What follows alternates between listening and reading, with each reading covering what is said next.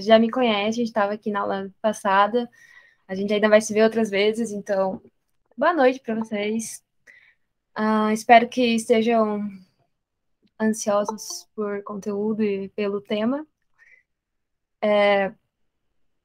Mas antes da gente, hoje no caso, como o Léo falou ali, a gente separou questões voltadas para astronomia para a gente conversar hoje. Essas questões voltadas para astronomia, questão do sistema solar, planetas, estrelas, coisas assim. Mas, para começar, antes de entrar nesses temas, a gente vai fazer uma revisãozinha rápida com os temas que vocês colocaram no formulário que tinham dúvidas. Hoje a gente vai revisar algumas coisas, mas conforme for o andamento das aulas, a gente traz outros tópicos nas outras aulas que vocês queiram. A gente mantém essa troca, tá bom?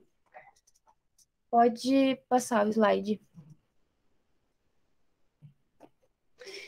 Bom, primeiro, um dos temas que vocês colocaram lá, que vocês têm um pouco de dificuldade, é as leis de Newton. Então, vamos começar com elas. Foi comentado por cima na última aula, mas a gente não chegou a explicar de fato o que cada uma dessas leis nos diz. Então, eu vou explicar o básico delas para vocês entenderem e também para não ficar muito confuso, porque as questões do OBA relacionadas a isso geralmente são mais de lógicas do que de conta de fato. Então, é mais lógica do que o cálculo em si. Então, é mais importante entender a dinâmica do negócio das leis. A gente sabe que a principal descoberta do Newton foi relacionada à dinâmica dos corpos, à explicação matemática para o movimento dos corpos. E aí, juntas, essas três leis, as famosas três leis de Newton, elas são usadas para descrever a dinâmica dos corpos, como eu comentei. Mas como assim, né? Ou seja, as causas que podem alterar o seu estado de movimento do corpo. Em termos simples, as leis de Newton, elas tratam de situações em que os corpos permanecem ou não em equilíbrio, ou seja, tipo, parados ou em movimento. O agente responsável por essa mudança no estado de movimento dos corpos é chamado de força. Então, quando um corpo está sujeito a uma força resultante diferente de zero, ele adquire uma aceleração, que é a variação de velocidade, e essa aceleração ela é inversamente proporcional à sua massa. Mas como assim? Basicamente, quanto maior for a força, quanto maior for a massa, menor será a aceleração que o corpo vai alcançar com aquela força aplicada. Mas eu vou explicar um pouquinho melhor para não ficar tão confusa. Tá. As três leis, o que são? A gente tem a primeira, que ela fala sobre a inércia, a segunda, que é o princípio fundamental da dinâmica, e a terceira, que é a ação e reação. Vamos com calma com cada uma delas. Pode passar o slide. Ok. A primeira lei, ela tem a famosa frase que eu coloquei aí no slide. Todo corpo continue em seu estado de repouso ou de movimento uniforme em uma linha reta, a menos que seja forçado a mudar aquele estado por forças aplicadas sobre ele. Como assim? Essa lei, ela diz que, ao menos que haja alguma força resultante não nula sobre um corpo, o corpo ele irá se manter em repouso ou ele vai se mover ao longo de uma linha reta com velocidade constante. Então, a primeira lei de Newton, ela é um pouco intuitiva, porque não é o que de fato acontece. Por exemplo, quando a gente empurra o carrinho, por exemplo, ele não vai andar infinitamente para sempre. Mas aí entra a questão da força de atrito do carrinho com o chão, que isso faz com que o carrinho ele vá andando cada vez mais devagar até ele parar. Mas tenham em mente que se não houvesse atrito, se não houvesse esse atrito, o carrinho iria sim ficar infinitamente em movimento. Tá, pode passar o slide. Agora, sobre a segunda lei, também conhecida como o princípio fundamental da dinâmica, ela é basicamente a mudança de movimento é proporcional à força motora imprimida e é produzida na direção de linha reta na qual aquela força é aplicada. Como assim? Essa lei, ela informa que a aceleração produzida sobre o corpo, ela é diretamente proporcional à força aplicada sobre ele e inversamente proporcional à sua massa, aquela famosa F igual a m vezes a, que é o que eu coloquei ali, que é a força, é igual a massa vezes a aceleração. Mas o que a gente pode tirar de conclusão disso? Basicamente, a força que você precisa aplicar sobre um corpo para ele ir mais rápido ou não depende muito do seu peso. Por exemplo, desse carrinho ali da foto. Vocês têm noção que quanto mais cheio o carrinho tiver, mais força você vai precisar fazer para ele atingir a mesma velocidade que se você estivesse empurrando um carrinho vazio, né? Então, tem totalmente a ver com a questão do peso. Então, para dois carrinhos andarem na mesma velocidade, com a mesma aceleração, depende da massa, então a força vai ser diferente. Ok. E, por último, a terceira lei. Pode passar. Que é a famosa ação e reação. Como assim? Essa lei, ela diz que todas as forças, elas surgem aos pares. Então, ao a gente gerar uma força sobre um corpo, que é a ação, a gente recebe desse corpo a mesma força. A reação, com o mesmo módulo e na mesma direção, porém com sentido oposto. Ou seja, que é essa frase que eu coloquei ali. A toda ação há sempre uma reação oposta e de igual intensidade. As ações mútuas de dois corpos, um sobre o outro, são sempre iguais e dirigidas em sentidos opostos. Essa lei, ela nos permite entender que, para que surja uma força, é necessário que os dois corpos interajam, produzindo as forças de ação e reação. Outra informação interessante, que além de que os pares de ação e reação eles têm a mesma intensidade, a mesma direção, porém com sentidos opostos, dá para entender que se a gente produz uma força direcionada para baixo sobre um corpo, a gente recebe dele uma força de reação direcionada para cima. Por isso, o contrário que eu disse ali do inverso. Por exemplo, imagina que você está usando patins e você empurra um carrinho de supermercado lotado de compras, bem pesado. Vocês têm noção que vocês vão ser empurrados para trás por conta da reação que você empurra o carrinho, então o carrinho vai para frente, mas você também vai para trás. Mas assim, claro, se você tiver com o pezinho ali no chão, você quase não vai sentir essa reação. Mas se você tiver de patins, você vai perceber que você vai para trás, porque você também está recebendo essa força tão forte quanto a força que você aplicou no carrinho. E é basicamente isso, não é um bicho de sete cabeças. Elas são bem intuitivas. E elas podem virar um bicho de sete cabeças se tiver uns cálculos no meio, mas o Oba não faz muito, não complica muito essa parte, não. Podem ficar tranquilos. Então, outra revisão que vocês pediram foi da lei de Kepler, mais especificamente a terceira, que é a mais complicadinha. Mas eu vou dar uma visão geral para vocês, tá bom? Então, muito bem. O que são as leis de Kepler, né? Então, são as leis sobre o movimento planetário, sempre em sistemas binários, sempre sobre dois corpos, um sobre o outro.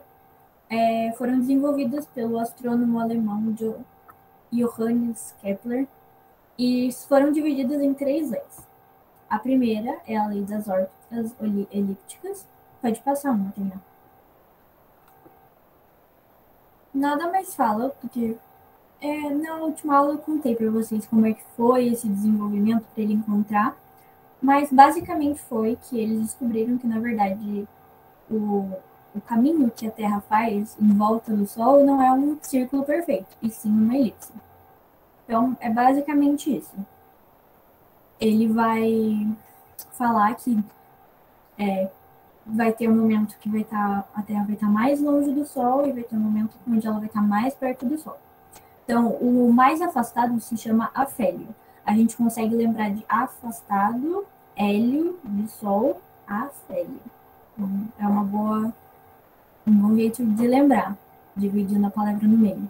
E o periélio é de perto e hélio que é Sol. Então, periélio é perto do Sol e afélio é lá do outro lado, que é mais longe do Sol.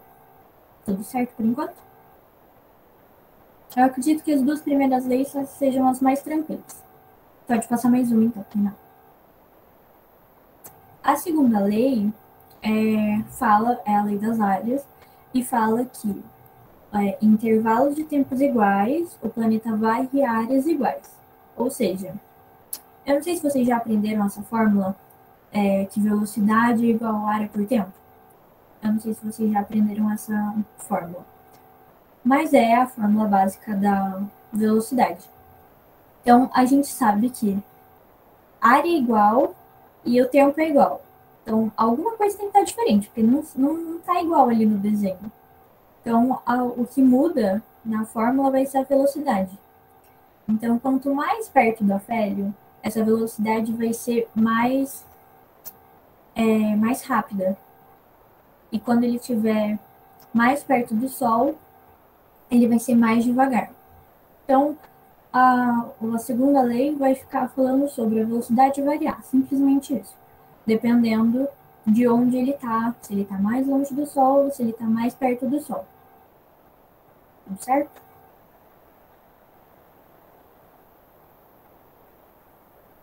Acho que a terceira é a mais complicadinha. Porque na aula anterior eu não expliquei exatamente como ela funcionava, porque a gente não precisou usar o cálculo, né? Então vamos lá. A terceira lei foi feita 10 anos depois das outras duas. Então teve um estudo muito mais aprofundado, por isso que a fórmula é tão chatinha. Então vamos lá. Primeiramente, quando um planeta orbita o Sol, basicamente a distância dele até o Sol vai variar, certo? Então, quando está no afélio, a distância é maior, e quando está no periélio, a distância é menor. Isso ficou certo. Pode passar mais um. Agora a gente sabe que essas distâncias são diferentes. Mas se a gente pegar esses dois valores e dividir ao meio, a gente vai ter o raio médio, que não é onde o Sol está. Então pode passar mais um. Ali no meio, onde está o risquinho vermelho, a gente vai chamar de raio médio. É o que vai estar na fórmula. Tá? Então a gente lembra que o raio médio que está na fórmula nada mais é do que a distância do Sol até o afélio, mais a distância do Sol até o periélio, dividido por 2. Beleza? Então vamos lá. Pode passar mais.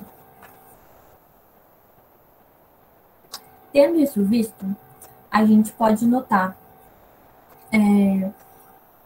que quando. Agora a gente vai sair da Terra, tá? A gente vai pensar em outros planetas também. Porque a terceira lei, ela não está focada só em um planeta, sim em outros planetas que orbitam o mesmo astro-rei. Então ela é um pouco diferente, ela é um pouquinho mais complicada por causa disso, que ela abrange mais.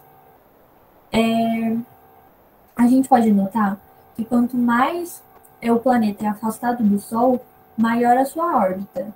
Logo, o tempo que ele vai demorar para fazer a volta completa ao redor do Sol também vai ser maior, né? Vai ser diferente do que a da Terra.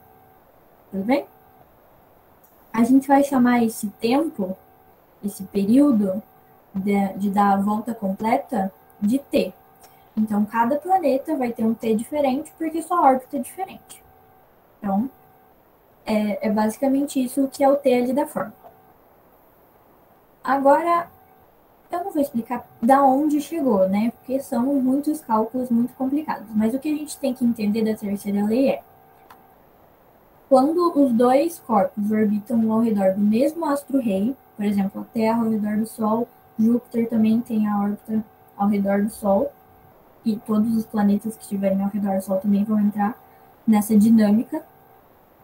Então, se a gente pegar o período, que é o tempo que ele dá em volta do Sol, ao quadrado, e dividir pelo raio, que é aquele raio médio que a gente tinha visto, sobre 3, ele vai ser sempre uma constante. É basicamente isso. Então, todo planeta que a gente pegar o seu período ao quadrado, dividir pelo seu raio, a terceira, sempre vai ser vai dar o mesmo número. É basicamente isso. Então, ali, o planeta 1 e o planeta 2. Vamos dizer, o planeta 1 vai ser o R1, o T1 é o tempo do planeta 1. O T2 é o tempo do planeta 2, R2 o raio médio do planeta 2. Entendeu? Agora, se a gente igualar essas equações, elas vão ser iguais, porque elas serão sempre uma constante. Isso vai ajudar a gente a descobrir o período de outros planetas, o raio de outros planetas. Então, com a informação do nosso planeta, a gente consegue descobrir novas informações. Por isso que essa fórmula é tão importante. Mas ela é basicamente isso. O problema é que ela não é uma constante para todo o universo. Ela é uma constante para cada astro-rei. Então, o Sol é o nosso astro-rei. Então, todos os planetas que têm um sistema binário com o Sol, Marte, Júpiter, Mercúrio, Vênus, enfim, até Plutão, que está mais longe, mas ainda tem um sistema binário, ele ainda tem uma órbita ao redor do Sol, ele vai estar com a mesma constante. Vão ser sempre a mesma constante. Agora, se a gente sair do nosso sistema e para outro planeta e outra estrela, outro rastro-rei, ele vai ter outra constante. Vai depender sempre da massa do astro-rei. Isso é o que vocês precisam entender. Então, a cada sistema diferente, com um astro-rei diferente, vai ter uma constante diferente. Mas lembra que se está rodando pelo mesmo astro-rei, vai ter a mesma constante. Então, se em outro planeta está rodando por uma outra estrela B, vamos dizer, tem um planeta rodando, vai ter uma constante. Se outro planeta está rodando pelo mesmo astro-rei que esse, os dois vão ter a mesma constante. É isso. A terceira lei, ela parece complicadinha, mas ela nada mais é do que uma teoria para entender que vai ter uma constante. Em alguma coisa, os planetas têm de igual. Alguma dúvida? Agora que eu vi sua mensagem, Rafael. As estações mais frias duram mais que as quentes? Do que eu estava falando no momento? Desculpa. Você estava no afélio e no periélio. Não. As estações do ano não dependem do afélio e do periélio, sim da rotação da Terra. Até porque quando estiver lá perto do periélio, vai ter uma parte que vai estar mais perto do Sol e vai ter outra que vai estar atrás, né? Então é isso que interfere, não a distância. Até porque ele é uma elipse, cientificamente ele é uma elipse, mas ele não é tão oval desse jeito como a gente representa para explicar para vocês. Ele é quase uma circunferência, mas eu não posso falar que é uma circunferência por causa da ciência. Então, ele é levemente aboladinho, então não tem tanta diferença assim.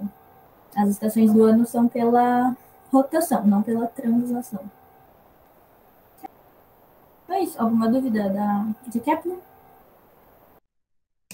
Bom, vamos conversar então com o exercício para ver se vocês estão craques aqui. Como eu tinha comentado, o tema da aula de hoje, dos exercícios, eles vão girar mais em torno de planetas, estrelas, coisas assim. Então, eu peguei aqui um exemplo bem fácil, espero que vocês acertem tudo, mas para a gente conversar sobre e para trazer uma revisão sobre os planetas e tal. Então, quero a ajuda de vocês para resolver esse exercício, ok? Basicamente, colocar V para as questões verdadeiras e F para falsa. Então, me ajudem. Sobre a Terra, ela tem muita água líquida e sólida. Verdadeiro ou falso? Verdadeiro. Verdade.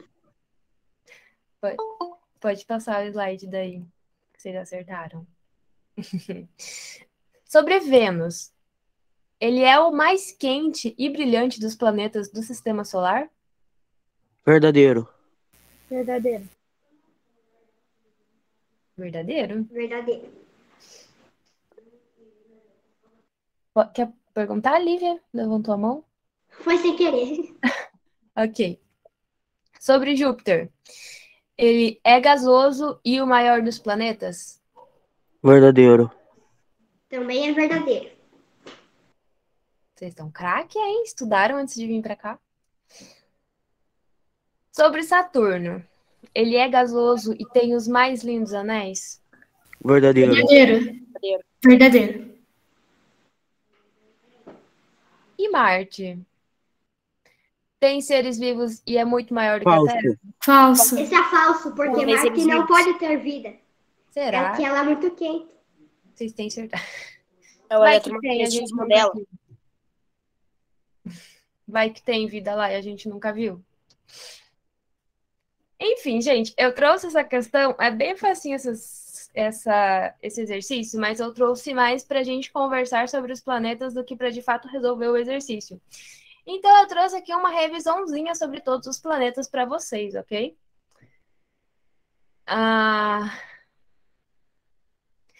Basicamente, um corpo celeste, ele é considerado um planeta se ele estiver em órbita ao redor do Sol, possui massa suficiente para que a sua autogravidade o faça ter uma forma quase redonda, não redonda, mas quase redonda, e ele tem uma vizinhança limpa em torno de sua órbita. Ok, então, que obedece todas essas regras, nós temos 8 planetinhas no nosso sistema solar que são considerados planetas normais. Primeiro a gente tem Mercúrio, que é o planeta mais próximo do Sol. O seu tamanho ele é bem pequeno, a sua densidade é alta, porque estima-se que o núcleo dele corresponda a 70% a 80% do seu tamanho total, então ele é muito denso.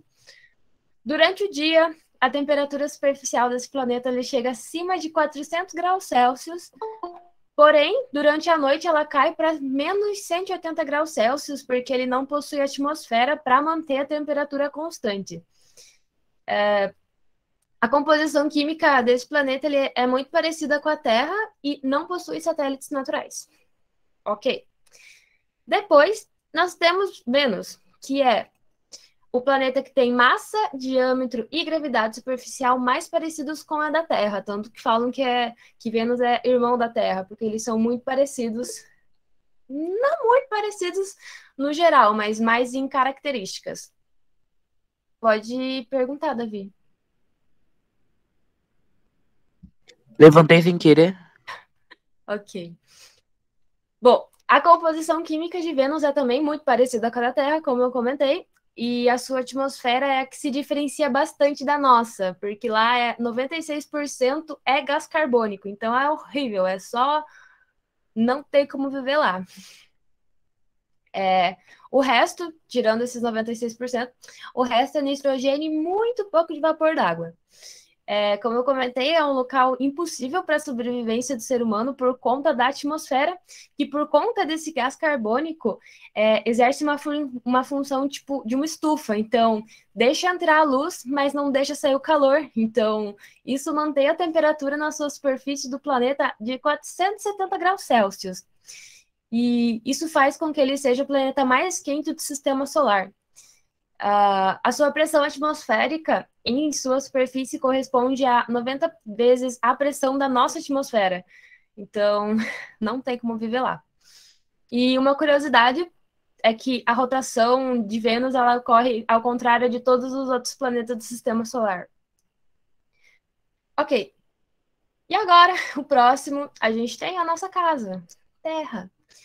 71% da sua superfície é coberta por água. A nossa atmosfera é composta por 78% de nitrogênio, 21% oxigênio e 1% de outros componentes. O núcleo do nosso planeta ele é composto por níquel-ferro fundido, que gira rapidamente, causando um grande campo magnético que nos protege da radiação solar.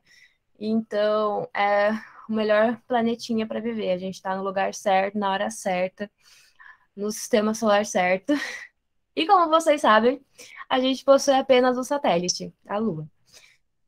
Seguindo a ordem, a gente tem agora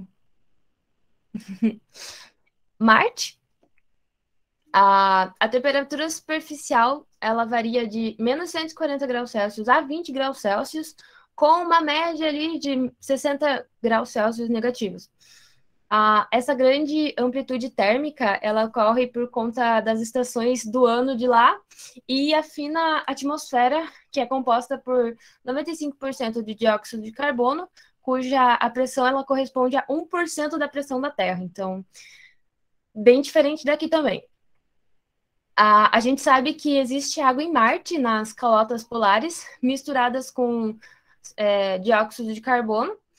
Aspectos parecidos com costas, leitos de rio e ilhas, elas indicam que no passado Marte possuía água líquida. Então, por isso tem teorias que falam que um dia a Terra vai ficar igual a Marte, que é por conta do efeito estufa, a gente vai perder a atmosfera e tal.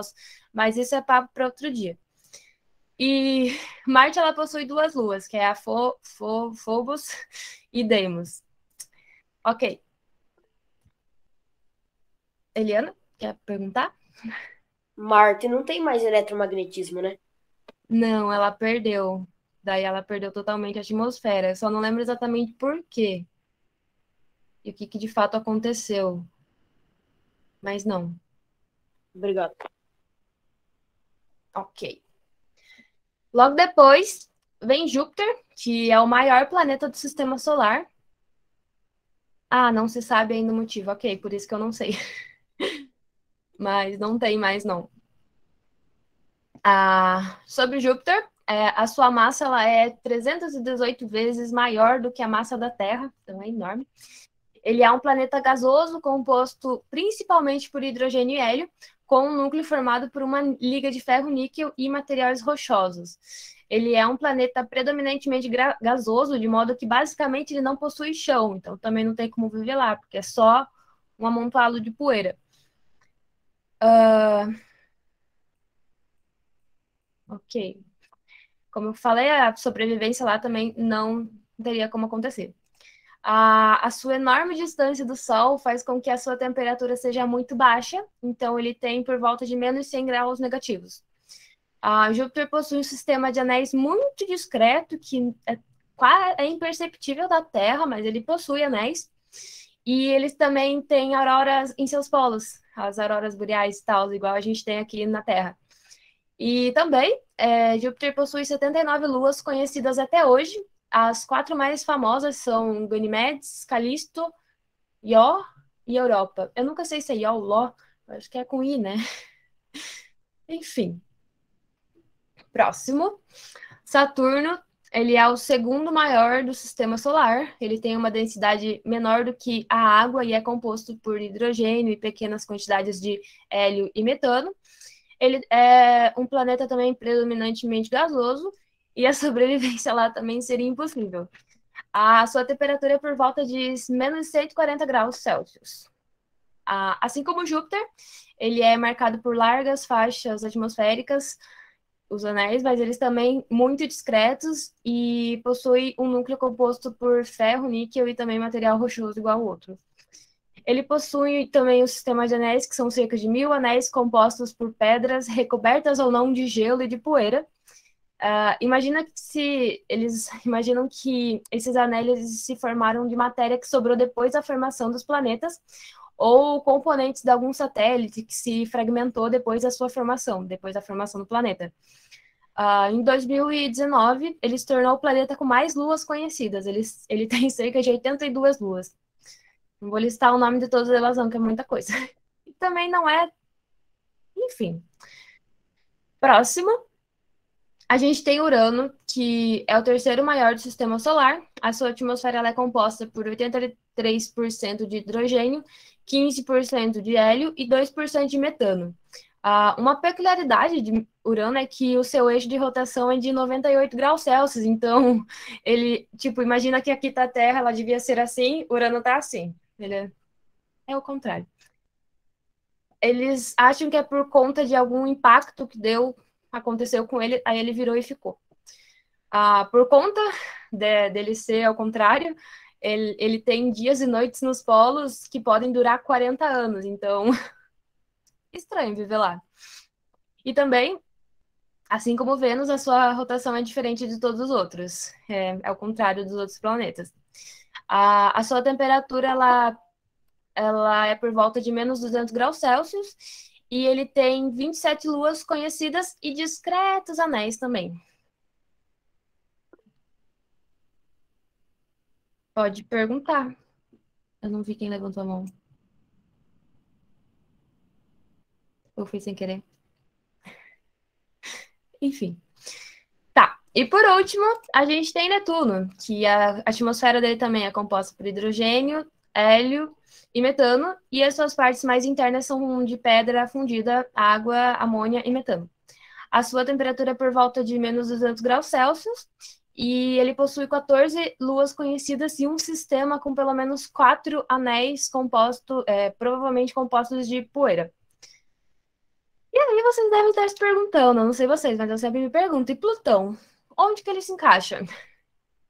Basicamente, Plutão ele orbita o Sol e tem uma forma quase redonda, só que ele habita uma zona onde há outros objetos de tamanho semelhante, porque a órbita dele ela está inclinada, e, tipo, aqui está a órbita dos outros planetas, a de Plutão está meio assim. Então, por conta disso, tem momentos que ele está...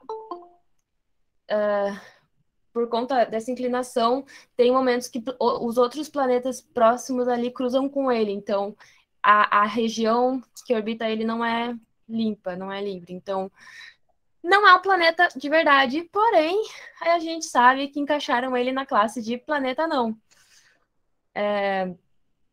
Que é a nova classe dos planetas anões, e existem... isso é uma coisa até engraçada que eu demorei muito para descobrir, que o Plutão não é o único, e existem outros 4 planetas anões que também têm não conseguem cumprir os pré-requisitos para ser planeta normal, então eles são os anões. Tem Ceres, Eris, Makemake e Haumea. A Ceres ele está no cinturão de asteroides que está entre Marte e Júpiter. Haumea está localizada numa região fria do nosso sistema solar, além da órbita de Netuno. Makemake vem logo depois, e por último Eris, que é o mais distante do Sol. Ele está tão longe do Sol que a luz do Sol demora mais de 9 horas para chegar até ele. Tadinho, ele é bem mal informado das novidades do nosso planeta, das novidades do nosso sistema solar, porque ele está muito longe. Mas em resumo era isso, eu só trouxe algumas curiosidades sobre os planetas só para relembrar, só para a gente...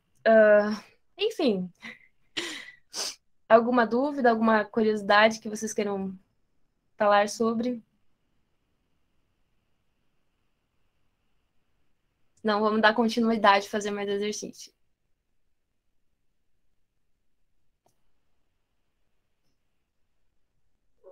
Eu não tenho nenhuma. Ok.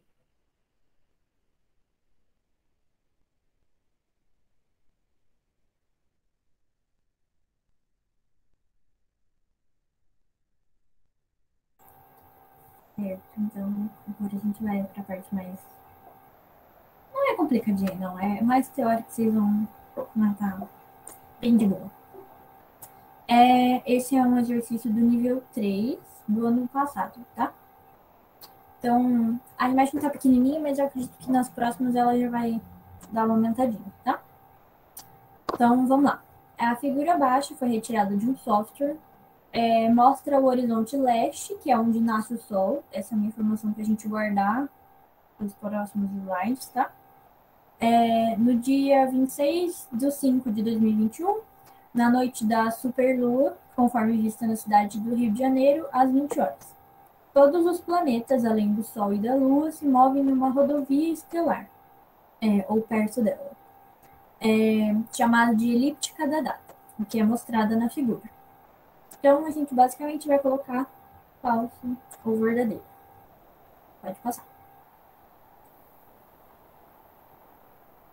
Certo. A Lua nasceu ao sul do ponto cardeal leste. Primeiramente, a gente tem que achar o cardeal, tá ali embaixo. Porque o que aconteceu? Eles viraram a imagem, tá?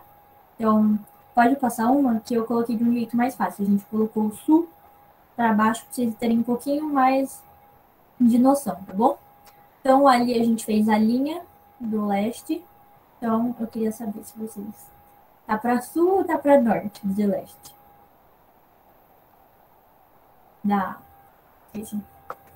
Uma linha que fala, tem um meridiano. Não esqueci o nome de quando fala essa lista.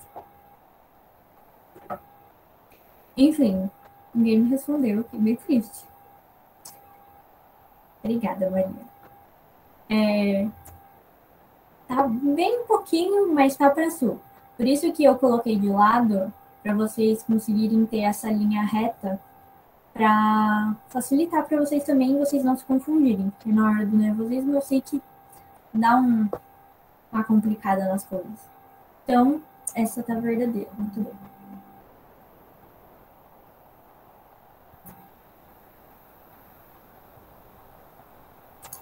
Certo. A Lua está cruzando a constelação de Ophiuco. É isso que eu ia pedir para você fazer. Para vocês encontrarem certinho ali o Ophiuco. Sim. Eu marquei. Tainá, no próximo eu marquei certinho ali. Então, a gente consegue ver que a linha, né, a estrada, como eles falaram no enunciado, está passando exatamente em cima dessa constelação. Então, a gente pode colocar com certeza que é verdadeiro. Pode passar.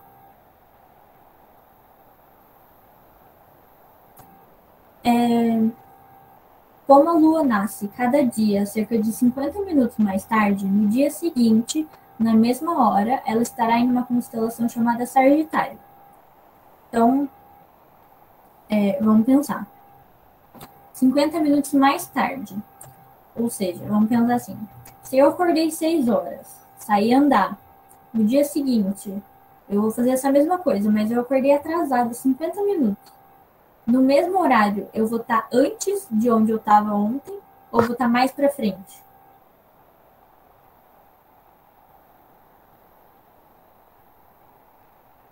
Faz sentido o que eu falo? Mais para trás, de atrasada ou mais para frente?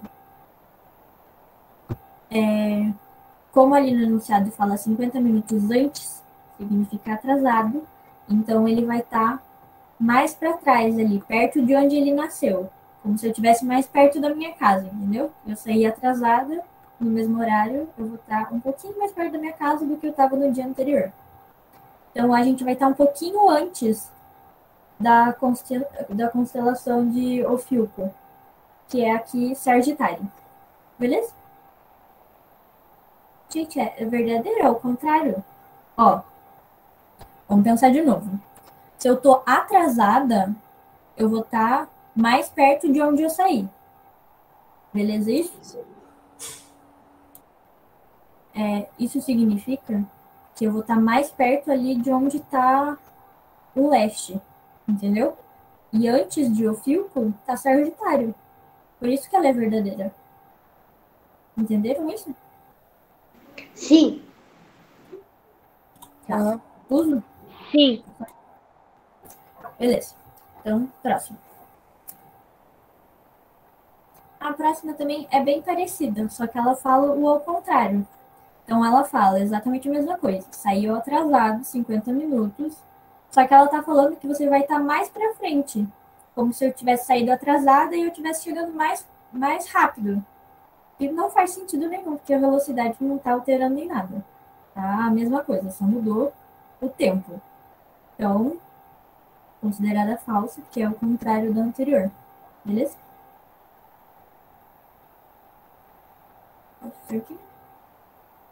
Pode passar. E essa é exatamente o contrário da primeira questão lá que eu li com vocês, que a gente girou o mapinha. Eu girei esse de novo, se você quiser passar mais um também. Aqui, ó. Então, a gente viu que a Lua tá para baixo dessa linha de leste. E a questão tá falando que ele tá para norte. Ele tá bem pouquinho para sul, mas ainda é sul. Então, essa é considerada falsa também. Essa também foi bem rapidinho. Alguma dúvida? Essa é a última questão. Alguma dúvida dessa? Mais teórica, Não. né? Certo. Pode passar então, Pina.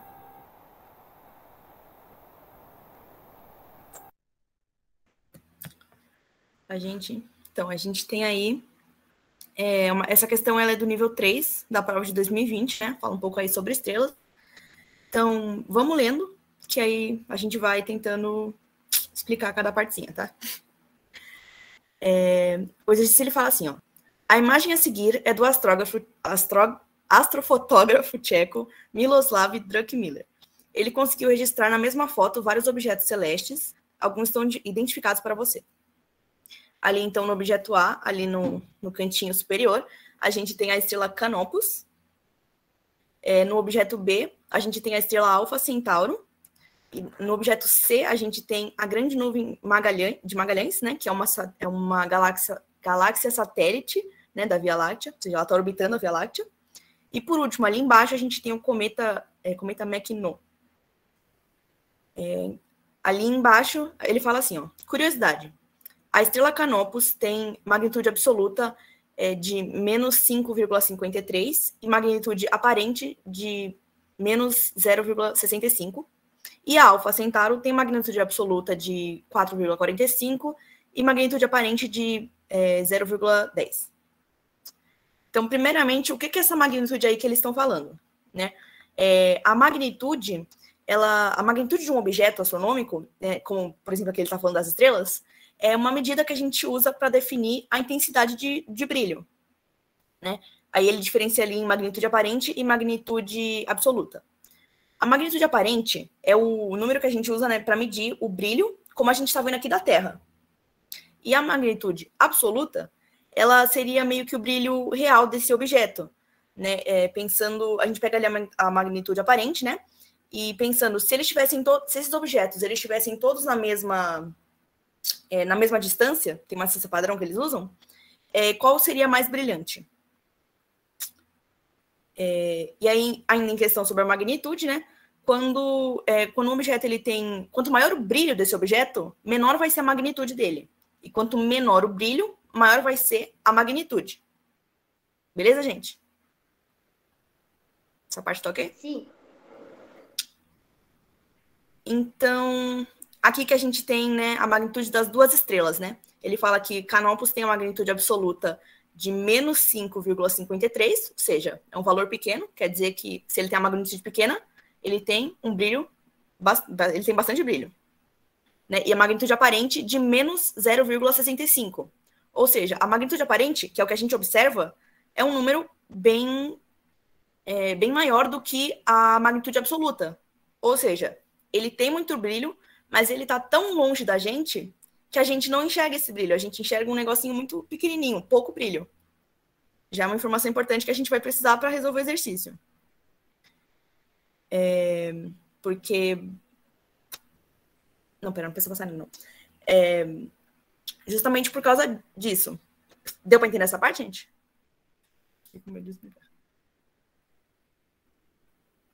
Ela tem um brilho assim. Calma aí, deixa eu te explicar mais uma vez, então. A magnitude absoluta dela é o brilho real dela. E como ela tem um valor muito pequeno de magnitude, quer dizer que ela brilha bastante. A magnitude aparente, que é o que a gente está enxergando, tem um outro valor, que quer dizer que ela enxerga ela diferente do brilho que ela realmente tem. Alguém levantou a mão? Quer falar alguma coisa? Não? Então acho que dá para seguir. Pode passar aí para mim, tá? Por favor.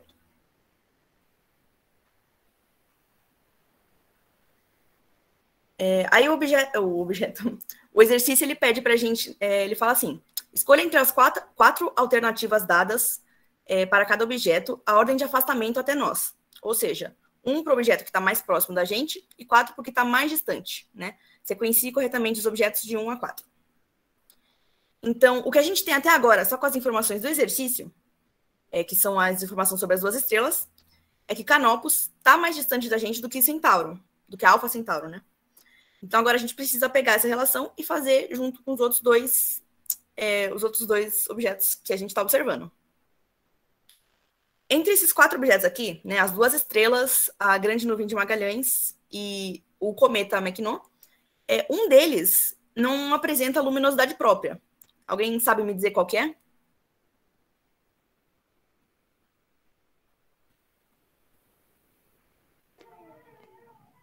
O cometa? Bom, é o cometa. Né, os cometas eles não têm luminosidade própria. Né? Por isso que a gente não enxerga cometas quando eles estão muito longe, né? Porque eles só passam a ser visíveis, ter essa luminosidade toda que a gente enxerga, quando eles estão mais próximos do Sol. Ou seja, nessa foto aqui, se a gente está enxergando esse cometa desse jeito, é porque ele está bem próximo. Então, o objeto que está mais próximo da gente, obviamente, é o cometa. Certo? Pode passar, Taná. Viu? Ele é o primeiro, quer dizer que ele é o que está mais próximo. Então, bola para frente. Quando a gente está observando o céu, todas essas estrelas que a gente está observando, elas fazem parte da nossa Via Láctea, né? Elas estão aqui nas galáxias da gente. Né? Por exemplo, essas duas estrelas aqui do exercício, né? Se a gente está enxergando elas, é porque elas fazem parte da nossa Via Láctea. Então, se elas estão aqui próximas da gente, qual que vai ser o objeto que vai estar mais longe? Justamente o objeto que está orbitando a nossa Via Láctea, que está na parte de fora, que é a grande nuvem de Magalhães. Pode passar de novo, Sená. Viu? Ele é o que está mais longe. Então, a gente já definiu qual que está mais perto, qual que está mais longe. Então, aí pode passar de novo, Sená. Porque a gente já tem informação de que a Canopus está mais perto da gente. Pode passar mais uma vez? E que a estrela alfa é a que está... Não, é a que está mais... A alfa é a que está mais perto e a Canopus é a que está mais longe. Então, aí a gente tem esse exercício resolvido. Tudo certo, então, gente?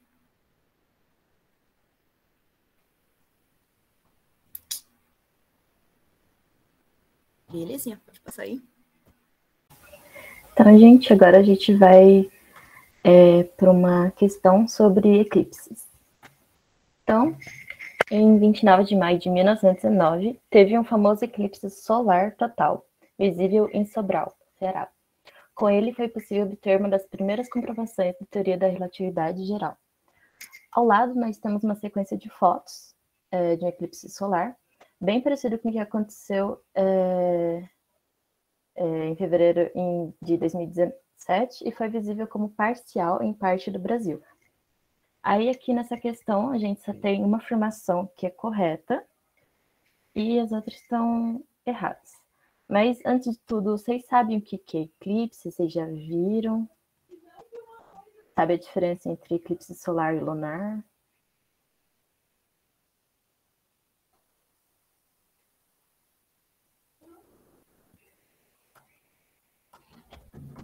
Tá, vou passar uma revisãozinha. Então, eclipse solar é quando a Lua, quando os três astros estão alinhados, né? O Sol, a Lua e a Terra. E a Lua, ela está na frente da Terra, fazendo, então, a sombra. Aí nós temos a umbra e a penumbra. A umbra é esta sombra, que é bem menor aqui, não sei se vocês estão conseguindo ver, mas ela fica um ponto bem específico, então, tipo, se você estiver do outro lado, assim, você não vai conseguir ver o eclipse. E nós temos o eclipse lunar, que é quando a Terra está entre o Sol e a Lua. E aí você consegue ver de todos os pontos a umbra na Lua, que é a sombra. Então, o exercício, ele fala aqui, eclipse solar total. Então, solar, a Lua, ela está entre o Sol e a Terra. Aí, vamos para as questões. Só que vamos começar de baixo para cima, porque eu já vi que tem uns ali que já colocaram as fotinhas. Mas, ó, a última é, um buraco negro está passando na frente do Sol. Gente, não tem como, né? É impossível ter um buraco negro no nosso sistema solar, senão a gente não estaria aqui. Então, essa questão está errada. Aí, a quarta, nós temos a Terra está passando na frente do Sol. Também não tem como, senão... Exatamente. Você sabe por quê, Lívia? Tá. Tipo, se a Terra estivesse passando ali na frente do Sol, ali do ladinho, a gente ia morrer todo mundo queimado. Não ia ter vida, não ia ter água. É isso, a gente ia morrer carbonizado. Aí a terceira é, o Sol está passando entre a Terra e a Lua. Também não tem como. Porque o Sol é gigante e a distância entre Terra e a Lua é 385 mil quilômetros. Isso não dá nem, tipo, um terço do raio do Sol. Então, não tem como. Além disso, que a gente morreria queimado se tivesse entre a Terra e a Lua. Aí a segunda é a Terra está entre o Sol e a Lua. Teria certo se fosse eclipse lunar, mas ele está pedindo eclipse solar total. Então, é a primeira questão. A Lua está entre o Sol e a Terra. A questão certa. Alguma dúvida, gente? Não. Não. Beleza.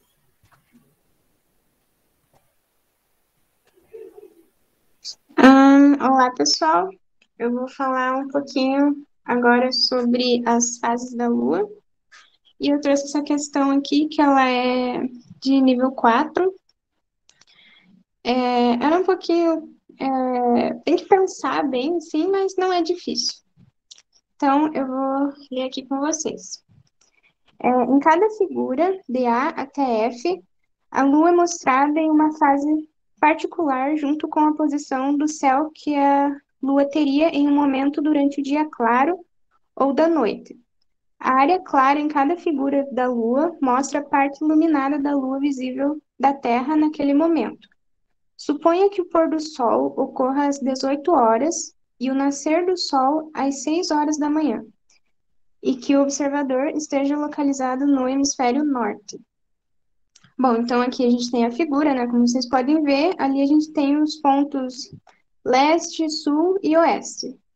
Só que, como ali a gente já viu que fala sobre nascer e sobre pôr do sol, né? Ou nascer e se pôr da lua. Então a gente vai considerar os pontos leste e oeste. Aí ali embaixo, né, assinale a alternativa que traz a sequência cronológica de cada fase da lua, A até F, começando pelo pôr da lua às 18 horas. Bom, antes da gente resolver efetivamente a questão, se a Tainá puder passar, por favor, eu vou dar uma relembrada, né, em como que funciona o movimento da Lua. Eita, acho que não pegou todos os slides. É que eu estava arrumando eles.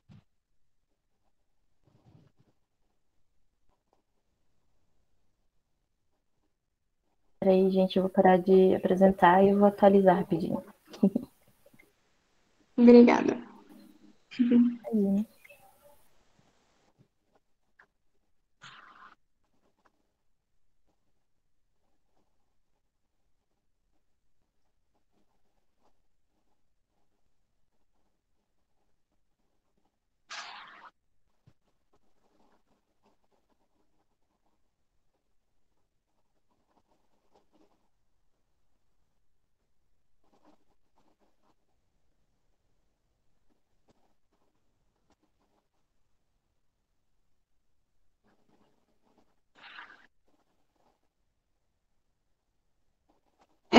Pode voltar. É um que tem o Sol, a Terra, as luas. Isso, esse aí. Então, para começar, né, a gente vai observar aqui como que a Lua, a Terra e o Sol estão se comportando, né? Então, basicamente, nessa imagem a gente pode ver a órbita da Lua, né, em torno da Terra. E ali, se vocês enxergarem, tem uma setinha, então tem um sentido, né? Começando ali, por exemplo, pela Lua cheia, que é a Lua que está ali do lado esquerdo. A Lua cheia, ela sempre vai, depois dela, a gente vai ter a fase da Lua minguante, e depois a gente tem a Lua nova, e depois a Lua crescente. E de novo a Lua cheia, né? Esse é o ciclo que a Lua faz. E aí, lá no espaço, ela se comporta exatamente dessa maneira. Então, quando ela está ali na região entre a Terra e o Sol, ela vai estar na fase de nova, sempre vai ser assim. E aí, quando ela estiver ali naquela parte de cima, ela vai ser crescente, tanto para o norte quanto para o sul do planeta. E quando ela estiver lá do outro lado, né, a Terra ali no meio, a Lua vai ser cheia. E da mesma forma, quando ela está ali naquela parte de baixo, ela vai ser minguante. Aí, pode passar. como que a gente enxerga isso daqui da Terra, né? Bom, como lá no enunciado falou que é hemisfério norte, então eu peguei a Lua vista do hemisfério norte, né? Porque tem diferença daqui e lá do hemisfério norte. Então, ali para começar, a Lua mais escura é a Lua nova, né? E daí, como a gente pode ver, conforme vai passando os dias, ela vai cada vez mais ganhando iluminação, né? Tipo, aqui da Terra a gente vai enxergar cada vez mais a parte iluminada dela. E aí ela vai aumentando, aumentando, aumentando. E aí a gente já pode associar que ela vai crescendo, né? Então ela vai para a fase crescente, que é ali mais ou menos a penúltima lua ali da primeira linha. E aí, seguindo, né, vai iluminando cada vez mais, e ela vai para a fase de cheia, e depois vai para a fase de minguante, e aí, por fim, para a lua nova novamente. Então, é isso que eu queria relembrar vocês, né? Então, lua nova é escura, aí ali a iluminação do lado direito é a crescente, aí cheia, e depois do lado esquerdo é a minguante, e por fim, nova de novo. Pode passar. Bom, agora voltando aqui para a nossa questão, né? Só relembrando, então, ali que o pôr do sol é às 18 horas, e ali embaixo ele fala, assinale a alternativa, que traz a sequência cronológica de cada fase da Lua, começando pelo pôr da Lua. Bom, primeiramente, então, é bom a gente relembrar, né, que os astros, né, que a gente enxerga, que a gente observa no céu, eles nascem no leste, ou próximo do leste, e eles se põem no oeste, ou próximo do oeste. Então, olhando as imagens, alguém consegue me responder aonde que a Lua está se pondo? Qual dessas imagens mostra a Lua se pondo? Sabendo que ela se põe no oeste? AB. AB. Isso mesmo. Então, a gente... Isso, na letra B, a gente vê que ela está ali no oeste. Então, essa é a nossa primeira resposta já. Pode passar. Então, ali, né, só para mostrar para vocês, ali no cantinho a gente tem como que nós enxergamos essa lua, né? Ela está totalmente escura. Ali no cantinho do slide a gente pode observar. Bom, agora, depois da lua nova, a gente tem a lua crescente, né, que a gente já viu. E a gente sabe, né, que, recapitulando, né, aqui do Brasil, a gente sabe que a lua crescente, ela sempre está com a luz do lado esquerdo, né? E aí, se observar a lua nova e ver os próximos dias, você vai vendo que a cada dia a lua vai aparecendo mais cedo, né? Tipo, de tarde, assim, e que ela vai crescendo da esquerda para a direita. Então, a gente pode supor que seja a imagem F, por exemplo, né? Que está ali com o lado esquerdo iluminado. Porém, né, o enunciado falou lá que a gente está considerando uma visão do hemisfério norte. Dessa forma, então, não é a letra F. Então, a gente pensa olhando de uma forma do contrário. Então, se não é do lado esquerdo, é do lado direito. Isso mesmo. Isso. A letra E. Pode passar. E aí, ali a gente tem uma imagem de como que ocorre essa mudança, né? Da nova para lua crescente, né, no hemisfério norte. Aí depois, né, agora que a gente já sabe que a Lua ela vai crescendo da direita para a esquerda, a imagem que mostra esse processo acontecendo antes dela mudar para a fase cheia efetivamente, qual que é a imagem? Sabendo que ela vai crescendinho assim. Isso, é a C. E observe, pode passar já aqui para a gente poder observar. Ó, observe que essa iluminação ela vai aumentando, aumentando cada vez mais, né? E aí é o que a gente observa ali no C, que a parte branquinha tá bem maior. E aí depois, o que que acontece?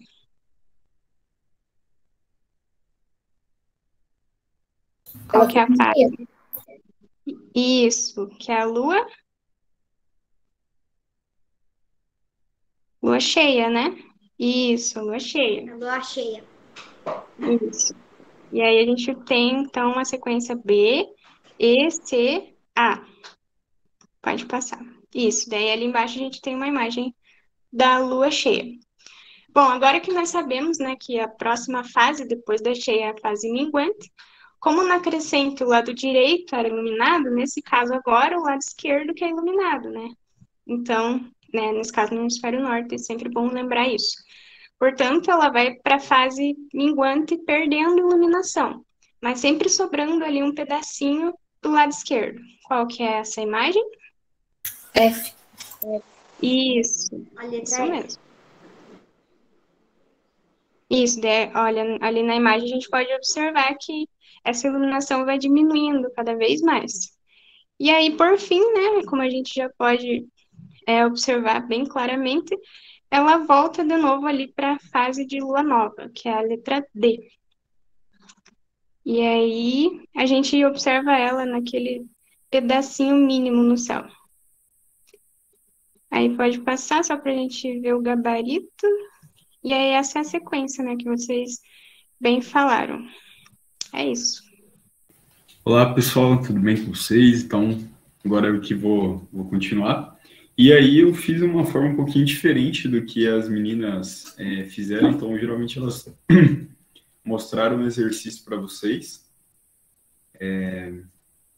E depois entraram em um tema ou tipo um conceito, né? Eu já vou colocar primeiro para vocês o conceito, que eu acho interessante e importante, justamente porque eu vi que essa questão envolve um pouco disso, não especificamente o que eu vou falar para vocês, mas já ajuda vocês a ter uma visão geral e tudo mais, e também é relativamente curioso, então acho que vai ser legal.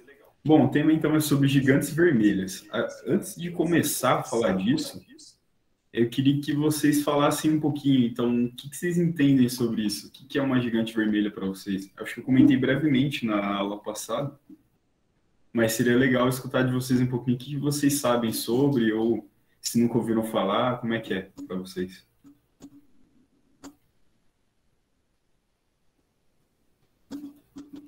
Podem falar, pessoal, sem medo.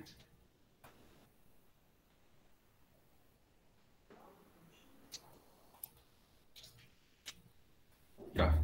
Então, nenhuma ideia, então. É uma estrela grande e vermelha, mas grande quanto será? E por que ela é vermelha? Tipo, entendem? É isso que eu... Tipo, o que vocês têm de ideia na cabeça? Já que vocês são muito bons em astronomia, né? Porque muita coisa vocês já matam a pau, assim. Porque ela tem muita massa?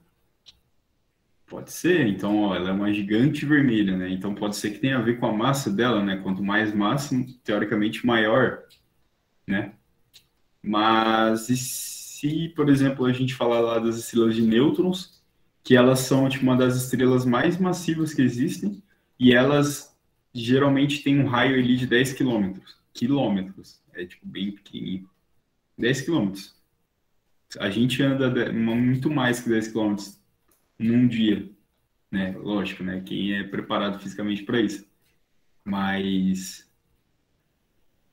Entendem? Então, a massa também está envolvida ali, mas existem outros não posso dizer, outras questões físicas envolvidas que tornam ela dessas características, tudo bem? Uma gigante vermelha é uma estrela... Deixa eu só abrir aqui, só um minutinho, pessoal. Uma gigante vermelha é uma estrela gigante luminosa de massa baixa, intermediária, em uma fase tardia da evolução estelar. Ó, bonito, hein? Sim, é exatamente isso. É exatamente isso. Mas aí, ó, ela tocou num ponto importante ali, evolução estelar. Então, significa que a estrela evolui e ela passa por diferentes fases da vida dela, né? Eu cheguei a comentar com vocês, acho que na aula passada, mas assim como, vamos dizer assim, os seres vivos, ou, por exemplo, os seres humanos, que a gente tem fases da nossa vida, então, a gente nasce lá bebezinho, depois a gente vai, né, crescendo, criança, adolescente, adulto, idoso. Então, a gente tem diferentes fases da nossa vida, né? E, enfim, diferentes fases. A estrela é a mesma coisa. Então, ali, ó, vamos começar do início, né? Como é que nasce uma estrela, pessoal? Como é que vocês acreditam que uma estrela surge? Ali tem um esquemazinho ali, né? E exatamente aquilo ali é um específico, né? Então, As estrelas, pessoal, elas vão nascer, elas vão se desenvolver, geralmente, né, na fase inicial da vida dela, vamos dizer assim, em uma nebulosa. O que é uma nebulosa, pessoal? É um lugar específico, né? Por exemplo, não é um único lugar, existem várias nebulosas espalhadas pelo universo, e geralmente essas nebulosas, elas têm muitos gases, né? Em especial, hidrogênio e hélio. Hidrogênio e hélio. E aí a gente começa a falar, olha, hidrogênio e hélio, né? Se a gente parar para pensar no nosso Sol, por exemplo, o nosso Sol, ele é composto, a maior parte dele, de hidrogênio, né? Então, gás e hidrogênio, né? Lembrem lá da tabela periódica, o átomo mais simples que tem, né? Lembrando que aí a gente tem aquela questão dos isótopos, tá? Então, geralmente, esses gases, eles são constituídos de isótopos de hidrogênio, tá? Geralmente, a gente encontra, é mais comum encontrar na natureza esses isótopos de hidrogênio, né? Que é o trítio e o... Não me lembro o outro, mas o trítio é com 3, né? E tem outros tipos de isótopos, né? E vai variar do número de prótons, tudo bem? Mas aí, de nêutrons, desculpa. Aí os prótons, no caso, é só um. Isso são coisas mais específicas da química, não se preocupem com isso. É só estou passando o máximo de informações aqui para vocês que eu acho que vocês entendem e também é curioso para vocês saberem, né? Então é legal. Mas beleza, então ó, a gente tem lá uma nebulosa, então, por exemplo, uma das nebulosas de Órion, então a gente tem lá a constelação de Órion, e a gente tem lá, próximo dela, né, ou pelo menos numa parte ali específica do universo, a gente tem, né, nessa região onde fica a constelação, né, de Órion, a gente tem uma nebulosa, então um lugar cheio de gases, né, cheio de energia ali, cósmica, ok?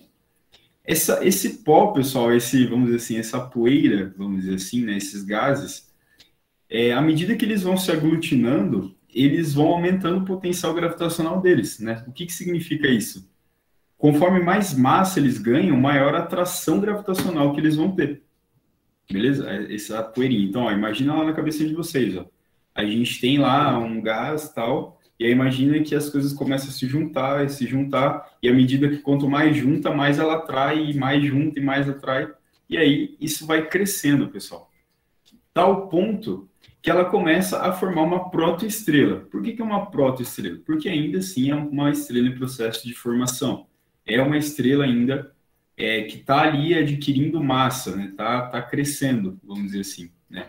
Mas o que faz essa estrela crescer de certa forma?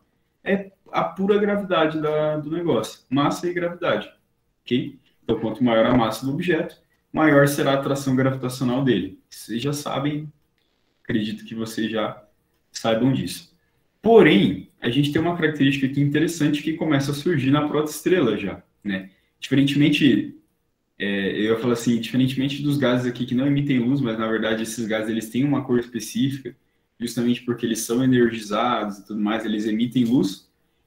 Ali é uma luz específica de uma reação específica, que é a fusão nuclear, tá? Então a gente tem aqui a fusão nuclear, ó, a protoestrela, ela já começa a fazer a fusão nuclear, né? Eu cheguei a comentar com vocês, é importante falar um pouco sobre a fusão, porque é justamente ela que vai dar a característica de brilho e de calor das estrelas, né? E aí, a partir disso, né, toda estrela ela faz uma fusão nuclear. Toda estrela faz fusão nuclear. Agora, o que pode variar é o estágio que ela está dessa fusão, o estágio da vida dela ao qual ela se encontra. Isso vai fazer a gente chegar lá, no próximo slide eu já mostro para vocês, diferentes fases da vida dela. Aqui, pessoal, tá a reação, tá? Vocês não precisam decorar ela, eu acho. É bem tranquilo. Mas o que vocês precisam entender? Né? Então, a gente tem ali, né, o hidrogênio, né, somado com outro hidrogênio, ou seja, 2 hidrogênios, eles entram no processo de fusão e se transformam em hélio, certo? O hélio, se vocês pararem para pensar, ele é um átomo que tem, né, uma massa atômica 4, né? Então, ele tem 2 prótons e 2 nêutrons no núcleo, né, e 2 elétrons. Então, eles são átomos bastante simples, certo? E por isso, né, quando você junta, você forma, por exemplo, você forma os dois hidrogênios, eles se transformam em hélio, tudo bem? Por isso que o nosso Sol, por exemplo, ele é composto a maior parte de hidrogênio e hélio, justamente, né, por essa formação gasosa dele, vamos dizer assim. Só que é um problema, pessoal. Os dois hidrogênios somados ali no começo, eles têm uma massa maior do que o hélio em si, né? Porque eles são isótopos, como eu estou falando para vocês. Isso que é a importância dos isótopos. E aí essa massa aparentemente perdida, ela se converte em energia. Ah, que energia? Energia luminosa, né? Energia eletromagnética a luminosa é uma faixa ali do eletromagnético, mas aí ele vai liberar uma quantidade imensa de radiação, né? Essa radiação a gente vai interpretar aqui como raios ultravioleta, infravermelho, micro-ondas, luz visível, inclusive, enfim, todos aqueles comprimentos de onda que as estrelas elas vão gerar, certo? Dependendo do tipo da estrela, né, dependendo da massa, da densidade dela, ela vai liberar em uma faixa específica, tem a ver um pouco lá do que a Júlia estava comentando com vocês, né? Mas são coisas mais específicas. No geral, todas as estrelas, né, elas têm que fazer esse processo de fusão nuclear. Qual é o combustível, então, das estrelas? Fusão nuclear. A estrela não pega fogo, né? Como a gente tinha comentado. Acho que a gente tinha comentado, né, na outra aula, né? Eu cheguei a falar um pouquinho sobre isso. Mas as estrelas, elas não pegam fogo, né? Não é uma bola de fogo. É uma reação de fusão nuclear acontecendo ali, né, na nossa vista, vamos dizer assim, né? E aí, essa energia a gente interpreta como a forma luminosa também. Pessoal, até aqui tá tudo bem, então? Então, a gente tem lá a nebulosa, a formação de uma protoestrela, e aí a gente tem, depois, de fato, né, quando a estrela já consegue bastante massa, essa fusão nuclear começa a acontecer. Por que essa reação de fusão nuclear acontece? Justamente por conta da massa dela, né? Então, você imagina a pressão que é no núcleo de uma estrela.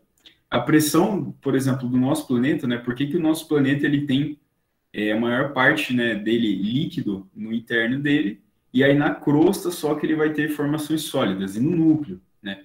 Então, exatamente no núcleo do nosso planeta é um núcleo de ferro, né? E metais sólidos, né? E isso que é o bizarro, né? Então, você tem tudo, tipo, líquido, e aí chega bem no núcleo, a gente tem uma questão sólida ali, né? Um material sólido. Mas justamente por causa da pressão imensa ali. Então, começam a entrar na equação, por exemplo, questões de pressão e de temperatura também, tá? Agora, a gente extrapola isso para o Sol, né? Que aí tem uma massa infinitamente maior que a Terra, né? Não infinitamente, né? Algumas milhares de vezes maior, mas ele é muito maior, né? Muito mais massivo do que o planeta. Então, lá onde tem essas condições extremas de pressão, tem essas condições muito agressivas de temperatura, vai ocorrer a reação termonuclear, beleza?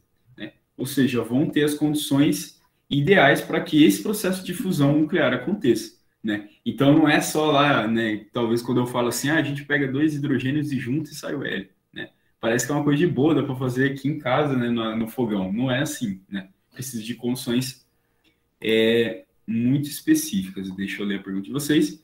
Se uma estrela e uma fusão nuclear tem como criar uma minúscula estrela?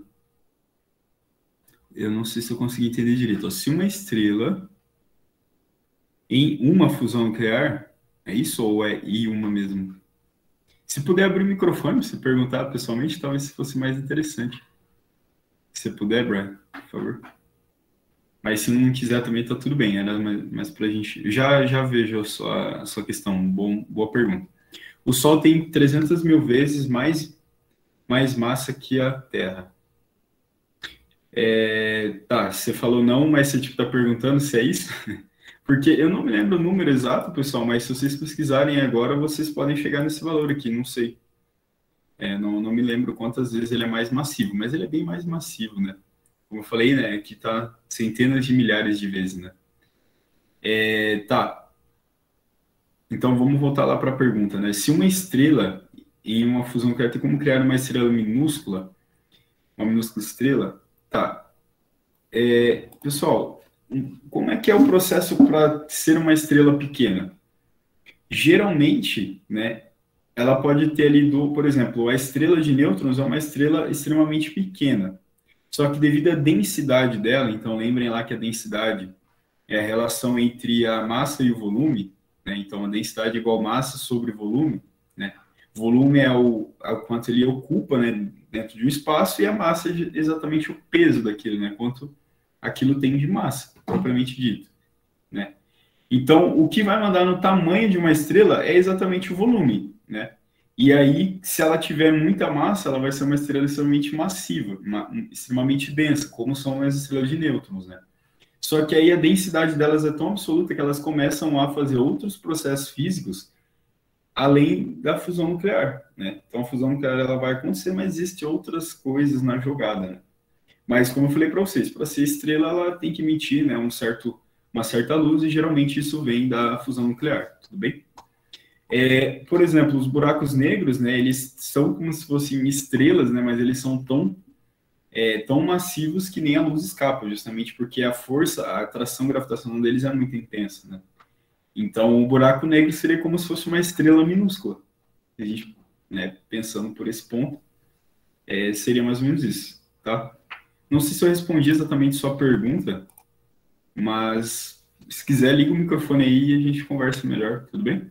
Mas sim, né, depende muito, depende da natureza, de como é que foi a formação dessa estrela, depende de vários processos aí, tá bom? Se cria uma outra... Ah, sim, então, a forma que uma estrela tem de criar outra, né, geralmente o nascimento das estrelas tem a ver com a morte de outra, né? Então, quando a estrela ela já usa todo o seu combustível e ela acaba que já não as interações, né, por exemplo, a força que está envolvida ali, né, naquele processo de expansão da estrela, porque o que é a estrela? Como é que a estrela entra em equilíbrio? É exatamente, né, essa força gerada pela fusão. Ela tende a aumentar o tamanho da estrela e a gravidade tende a contrair essa estrela, né? Então é um cabo de guerra constante. Geralmente, quando essa fusão nuclear ela vence a gravidade, entre aspas, a estrela explode. E aí, a partir do processo de fusão nuclear, a gente tem o nascimento de uma estrela. Mas aí, por que essa estrela vai nascer? Exatamente porque, né, ela espalhou o material dela para todo lado, e essa poeira, né? O que é uma nebulosa, na verdade? É uma estrela morta, né? Uma estrela... um dia isso aqui foi uma estrela, mas ela ejetou esse material todo dela, e esse material vai ser reciclado para formar outras estrelas. Mais ou menos isso, tá?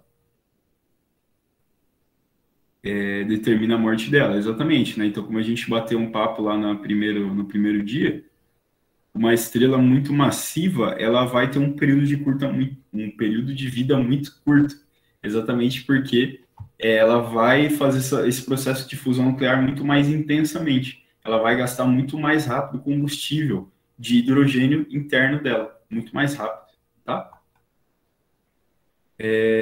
Beleza, acho que tá meio que respondido. Pessoal, vamos só prosseguir, então.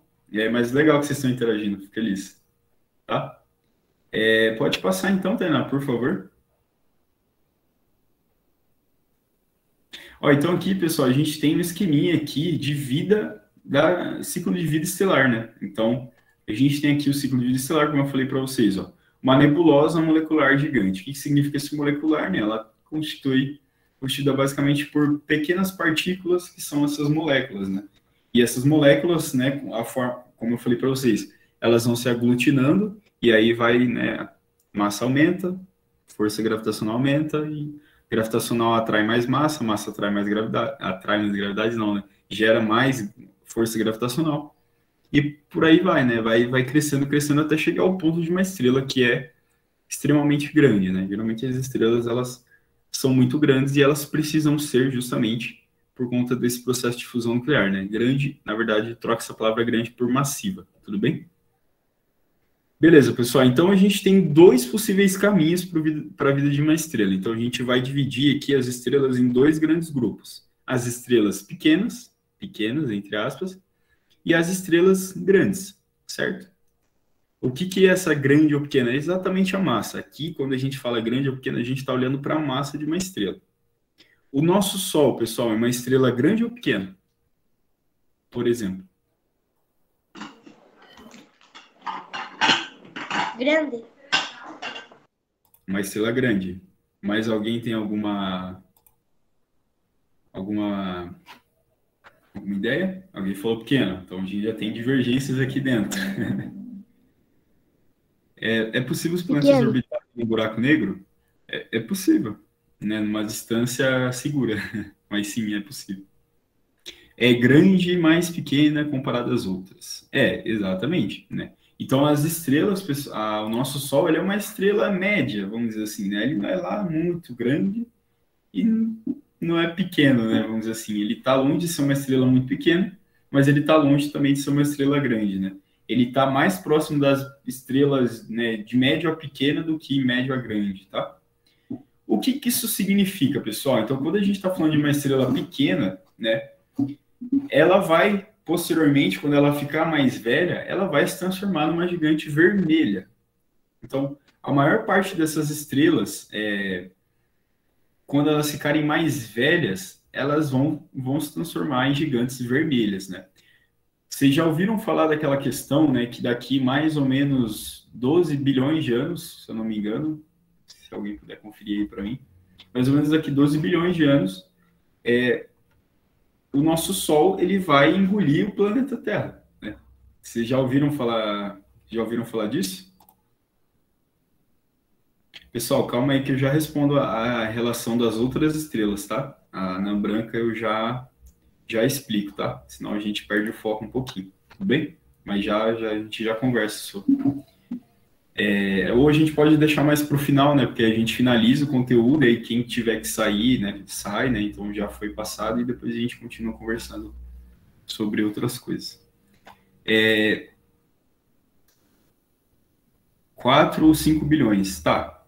Beleza. Enfim, pessoal, daqui a alguns bilhões de anos, então, né? Eu sei que é um erro muito grande, né? Mas daqui, pelo menos, então, 4 ou 5 bilhões de anos, o nosso Sol, ele vai expandir, porque ele vai se transformar em uma gigante vermelha, então vai ocorrer um processo de expansão, e aí ele vai exatamente engolir, né, a região em que o nosso planeta está, né? Então, Mercúrio, Vênus e Terra vai ser engolido pelo Sol, né? E aí o primeiro planeta vai ficar qual outro próximo ali? A Letícia tinha comentado lá com vocês, depois da Terra. Exatamente. Marte seria ali o planetinha da ponta ali, né? Ele vai ficar como o Mercúrio com o Sol, né? Então ele vai ficar ali bem nas extremidades do Sol. Esse fenômeno é bem interessante, pessoal, porque ele vai mudar depois completamente a questão da zona habitável, né? Do nosso sistema solar. Então, nós estamos na faixa habitável do nosso sistema solar, né? O que significa a zona habitável? Seria a zona em que as condições físicas e químicas e a temperatura, elas são ideais para a vida, né? Então, zona habitável de vida mesmo.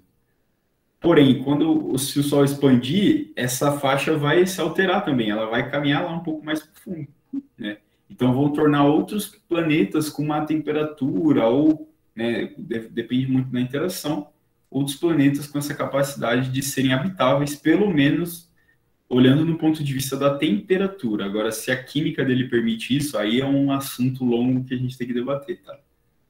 Mas vamos voltar ao foco aqui, então, da questão da gigante vermelha. Então, o nosso Sol, ele vai se transformar em uma gigante vermelha, né? Então, ele vai se transformar em uma gigante vermelha. Mas como é que acontece, pessoal? O que vocês acreditam que acontece para a estrela começar a expandir dessa forma?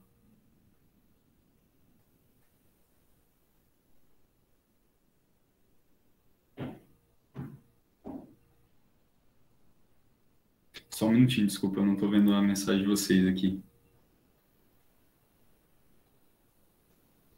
Ah, que legal, alguém comentou ali sobre a zona habitável, não sei se foi antes de eu falar, desculpa, eu não tinha visto. Sim, eu acho que é em Plutão. Plutão acaba sendo muito distante, né? Acho que não sei. Eu também não dá para saber, né, pessoal? Mas acredito muito que não, justamente porque eles já calcularam isso, né? Então, e as gigantes vermelhas, elas emitem menos radiação, elas emitem menos energia também, né? Então tem que levar em consideração um pouco disso. Imagina Plutão, né? Plutão é bem pequenininha mesmo, então seria interessante ver como é que é morar lá, né? Mas, legal, pessoal, isso aí são questões, né, de raciocínio, né? E ver o que a ciência diz sobre, né? Então a gente tem que basear nela para poder especular algumas coisas. estrela maior talvez não haja condições de vida aqui no sistema solar. Então, as condições de vida, né, elas existem sim, né, mesmo que o Sol ali se expanda, porém em outro lugar, né, então ele vai ser um pouquinho diferente, né, vamos dizer assim. Agora eu estou falando da vida se desenvolver por si só, né, então como surgiu aqui no planeta Terra, né. Agora, quando a gente fala assim de seres humanos povoar outro planeta, aí começa a mudar um pouco, apesar deles serem parecidos, mas eles se tornam diferentes em um determinado ponto. Tá? Mas, pessoal, e em relação ao gigante vermelho ali, voltando para o foco aqui da questão, como é que essa gigante vermelha, né, o que acontece para uma estrela pequena se transformar numa gigante vermelha? O que vocês acreditam que acontece? Baseado aí no conhecimento de vocês. Pessoal, podem ligar o microfone, eu não sei se vocês podem, né, mas ligue o microfone, falem comigo, por favor.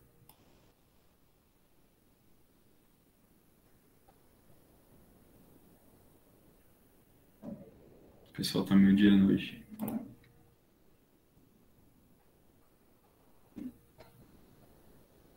O Sol absorver outra estrela? Interessante, né? Então, se o Sol absorvesse uma outra estrela, ele aumentaria de tamanho, né? Mas de onde que ia vir essa outra estrela, né?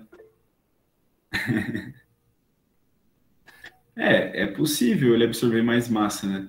É possível, né? Tudo que cai lá nele acaba somando para a massa dele, né?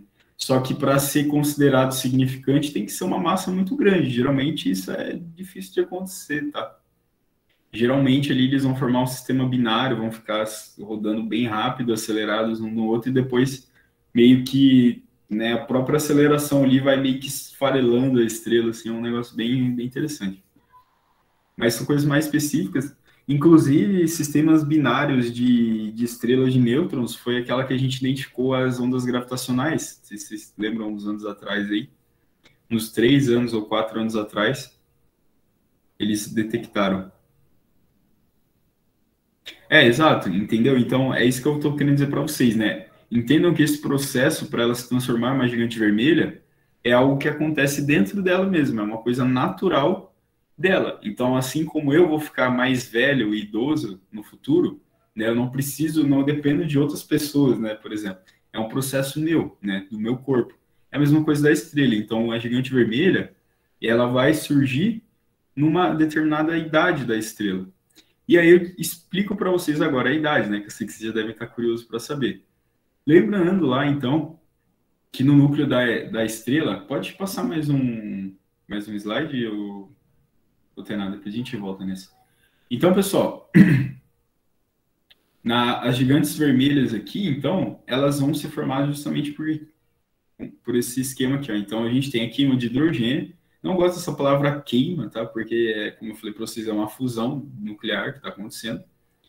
E aí a gente tem o colapso desse caroço, né? Desse caroço interno da estrela, ok? Esse caroço é o núcleo dela, então é ali onde estão ocorrendo aquele processo de fusão nuclear, né? Todo o externo dela ali é todo plasma, né? Partículas extremamente aceleradas, energizadas e tudo mais, tanto que demora para essa radiação do centro da estrela sair para o externo, né? O pessoal calcula lá que leva lá alguns milhares de anos para a radiação do fundo chegar ao externo. Pode falar, Davi ou David? Vi que demora mais ou menos 170 mil anos. Exatamente. Então ele demora alguns milhares de anos, né, 170 mil anos, para essa radiação ali do centro da estrela alcançar o externo, né? Então isso é bem, bem doido, né? Para pensar que essa energia que a gente toma, por exemplo, a gente sai de manhã, demorou ali 170 mil anos para sair do núcleo da estrela até chegar no externo dela, né? E sem falar nos 8 minutos que a luz, né, por exemplo, essa energia demora para chegar, né, do externo para cá. Pode falar, Maria.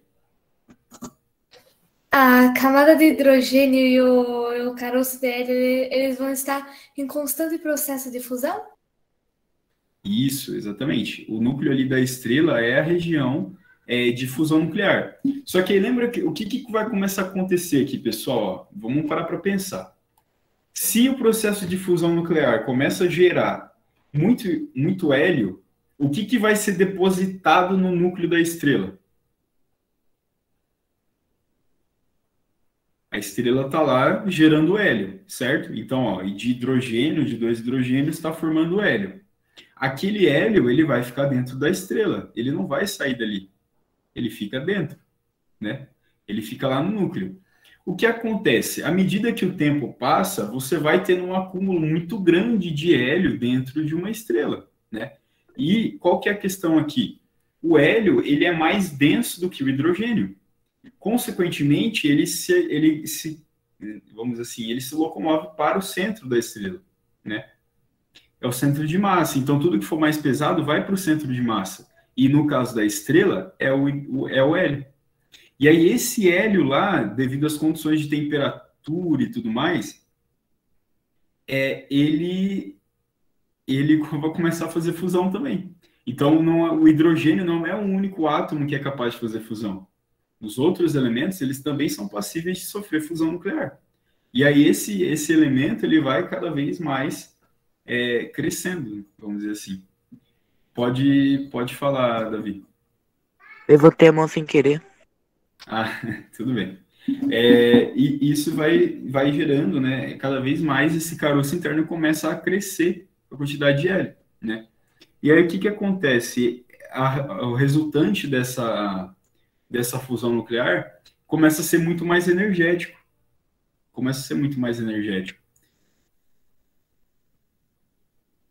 Isso, 4. A massa dele é 4. Exatamente. Mas aí que assim, a gente olha para a tabela olhando para o átomo certinho, mas como eu falei para vocês, a gente geralmente encontra os isótopos, né? Daí a massa do hidrogênio geralmente ele pode ter lá 3, 2, né? Então, essa soma não é exatamente dessa forma. Tudo bem? De novo, então, esse hélio que começa a se formar lá no núcleo, né, ele começa a fazer fusão nuclear também. Isso vai acarretar, né, uma pressão interna da estrela muito maior. Então, essa energia ali que essa fusão de hélio vai gerar vai ser maior. Consequentemente, né, a gravidade que estava acostumada a empurrar a estrela para um tamanho, vai ocorrer uma rápida expansão desse tamanho, justamente porque a pressão interna da estrela agora está maior. Porém, a pressão interna está maior, mas a da superfície, a superficial da estrela, está menor. A pressão dela está menor. O que significa, pessoal? Você tem uma dada quantidade de energia. Por exemplo, assim, como é que eu vou explicar para vocês? O que é mais rápido esquentar, né? Por exemplo, como é que eu vou dar esse exemplo? Você pega lá, sei lá, um pedaço de carne para fritar. Se você cortar um pedacinho dele, ele vai fritar muito mais rápido do que se você colocar lá um bifão, você tem que ficar virando ele e tal, né? Então vai demorar um tempo maior, ele precisa de mais energia para fritar esse bife, vamos dizer assim.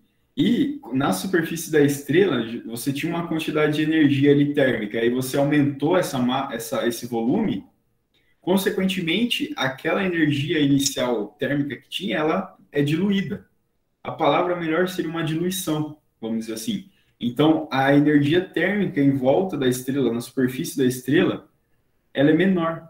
Significa que vamos dizer assim, a temperatura por volume é menor. O que isso faz? Isso faz com que ela tenha menos energia nas extremidades dela, nas camadas externas dela. Porém, o núcleo dela ela tem uma pressão interna maior do que a estrela antigamente. Porém, o externo dela é menor. E aí, por isso que ela fica avermelhada. Porque, vamos lá para... Vocês já ouviram falar sobre espectro eletromagnético? Por exemplo?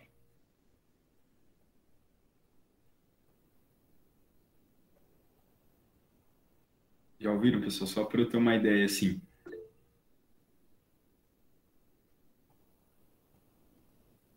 Não. As estrelas, elas não têm manto e crosta, né? Manto e crosta são coisas específicas de rochas, né? E a maior parte das estrelas, elas são formadas por gases, né? Vamos dizer assim, hidrogênio e hélio na maior parte da composição dela, né? Mas não são os únicos elementos que tem numa estrela, né? Tem uma quantidade ínfima de vários outros elementos. Já ouvi falar do nome, mas não poderia dizer o que significa.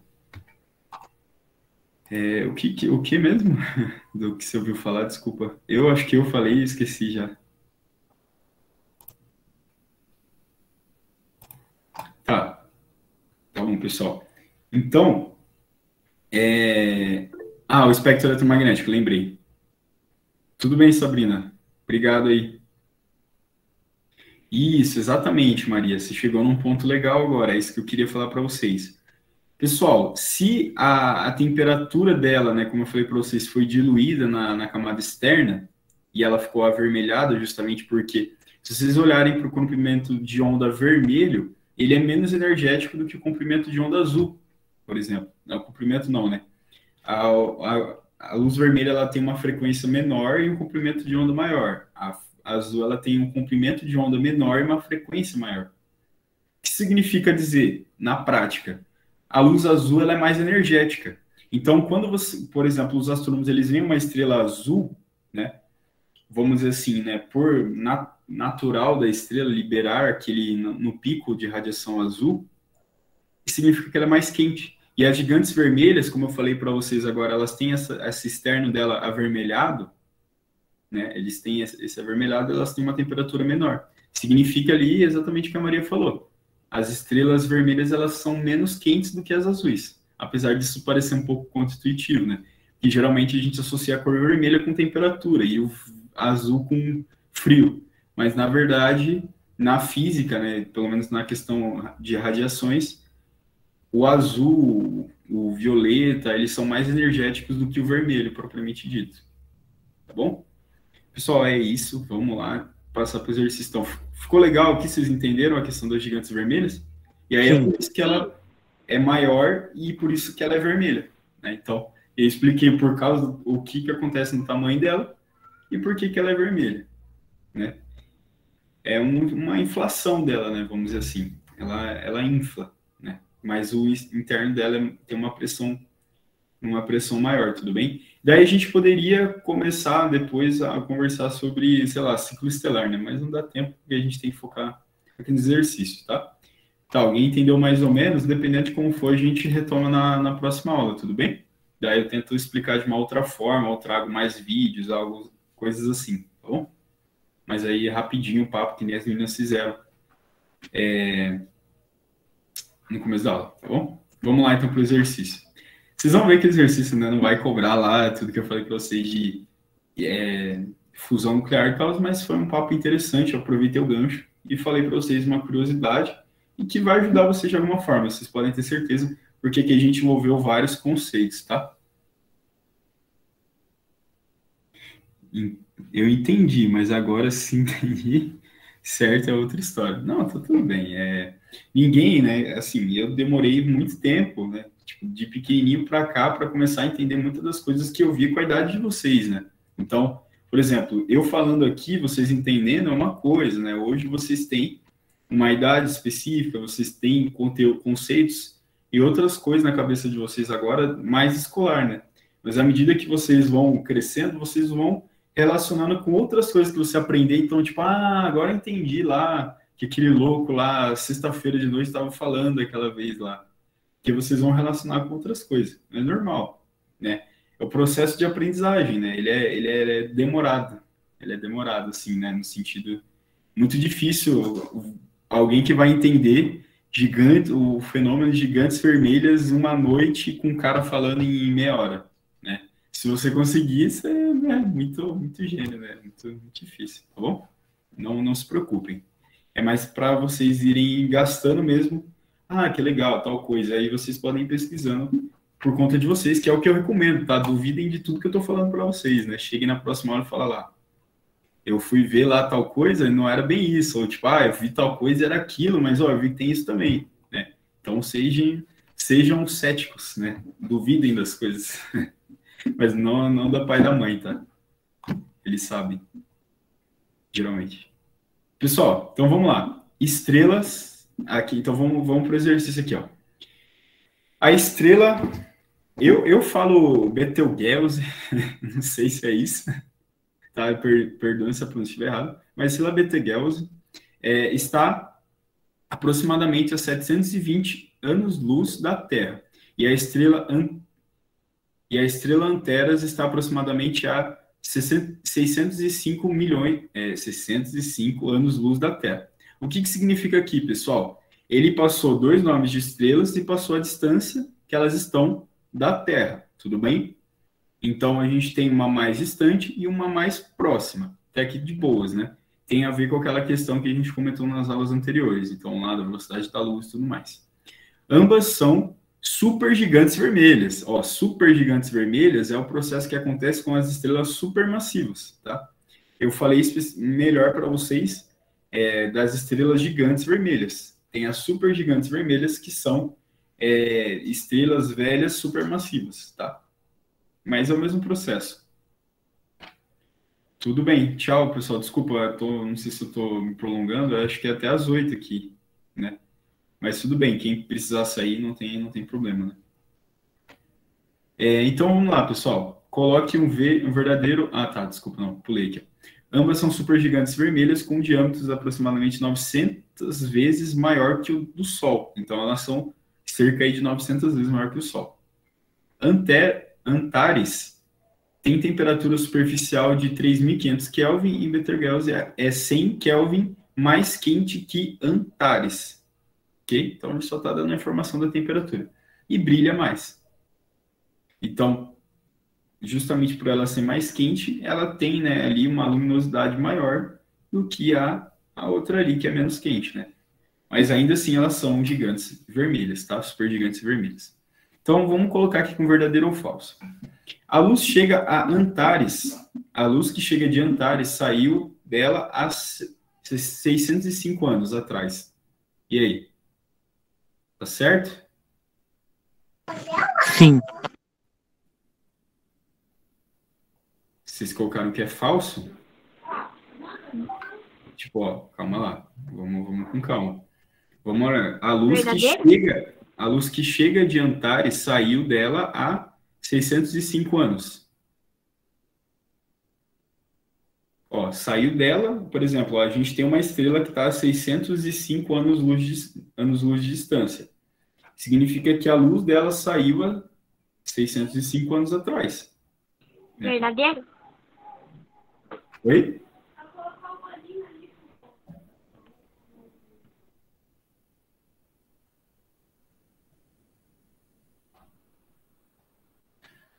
Não, pessoal, ó, eu não sei se vocês conseguiram entender, ó, a questão.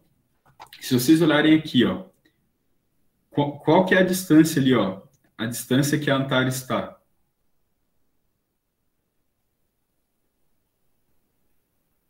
– 605 anos-luz da Terra. Significa que a luz dessa estrela demora 605 anos para chegar até aqui. Tudo bem? Vocês conseguiram entender ou vocês não entenderam isso? Pode passar, Tainá, por favor. Só para a gente colocar. Então, na verdade, pessoal, essa parte aqui da questão, ela está correta? Entenderam? Mas vocês entenderam por que ela está correta? Se não, eu explico de novo, não tem problema. Ó, se eu estou falando que algo está, né, a uma distância de 605 anos-luz, significa que a luz que sai de lá demora 605 anos para chegar até a Terra. Beleza? Bem tranquilo. Beleza? Não tem problema também se errou e tudo mais. É só mesmo para a gente sistematizar. Foi sem querer de novo? Ou... Não. Pode falar. Posso falar? Pode falar. É porque a velocidade da luz é contínua. Isso. Sempre quando a gente fala de velocidade, né, geralmente a gente está falando que o negócio é constante, né? Não necessariamente constante, mas quando ela não tem aceleração, né? Ela não varia, né? Nem aceleração positiva nem negativa, né? Tem as exceções, né? Por exemplo, dentro da água e tal, né? Mas são coisas relativamente significantes. No vácuo, ela tem essa velocidade constante, tudo bem? Então, vamos lá, vamos para B. Antares está mais perto da Terra do que Betelgeuse. Verdadeira. Verdadeira, né, pessoal? Então, bem tranquilo, né? Então, Verdadeiro. se demora menos tempo para ela chegar até aqui a Terra, né? Por exemplo, aí cerca de quantos anos? 115 anos, né, de diferença.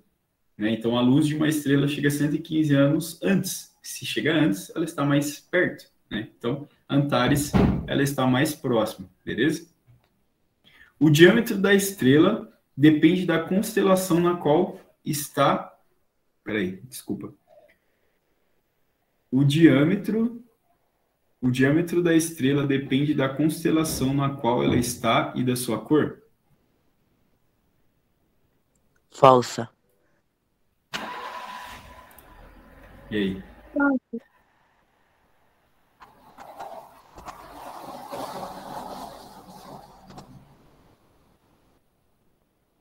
Falsa, pessoal. Beleza. Pode passar aí. Exatamente. Ué, beleza. Não, mas não era para... Pessoal, acho que eu me confundi ali na hora de colocar, mas a C é falsa sim, tá? O diâmetro da estrela não depende da constelação, né? Então, vamos supor, o que é a constelação de fato, né? Seria o alinhamento das estrelas, né? Então, essa questão de alinhamento delas, né, que a gente monta com elas, é uma coisa puramente humana. Não necessariamente o diâmetro delas tem a ver com isso, né? Então, não depende, né? Pode falar. As constelações se formam por estrelas que se formam, tipo, desenhos. Tipo, de escorpião, estrelas formam um escorpião no céu. Exatamente, né? Só que aí, de novo, né? Por exemplo, essas estrelas, elas podem estar com uma distância muito grande uma das outras, né? É mais uma questão de referencial mesmo de ângulo, né? Então, por exemplo, a gente olha os pontinhos brilhantes, para a gente é o pontinho brilhante, o maior ou o menor. Mas, por exemplo, se a gente olhasse por outros pontos de vista, aquelas estrelas, elas estão muito afastadas uma das outras, elas não têm relação uma com as outras, entenderam? É só uma forma da gente mapear o céu, a partir da nossa visão, né? Por isso que depende para elas, a constelação, elas nem sabem que isso existe, né? É uma coisa puramente humana, né? Justamente para a gente mapear o céu. Tem a importância justamente porque ajuda a gente mapear o céu, beleza? Então, está também falso, né? Desculpa ali, pessoal, tá correto, mas está falso, tá? Tá errado, mas tá certo.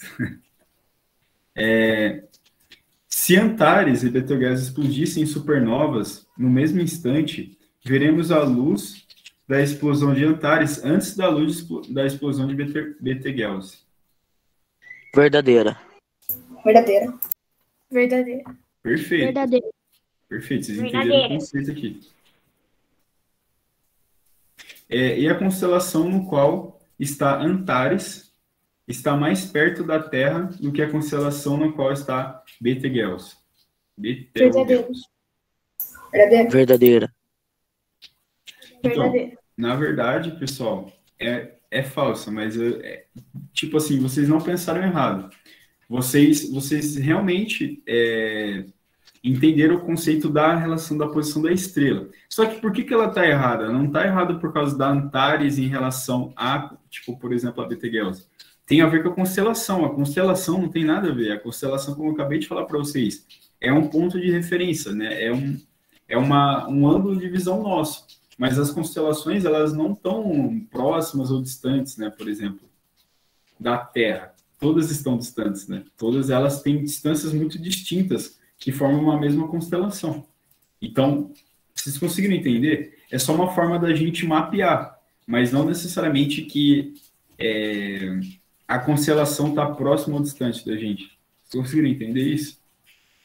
Sim. Né? Então, é por isso que ela está errada. Mas ela está errada porque ela colocou essa palavra constelação na frente. Né? Se a gente colocasse, tipo, se a gente começasse a ler a partir de Antares ali, ó, Antares está mais perto da Terra do que a Betelgeuse, tá tudo certo, tá certinho. Mas essa palavra constelação aí eliminou a questão, porque não tem nada a ver, beleza? Pessoal, é isso então, ficou verdadeiro, verdadeiro, falso, falso, falso. Beleza?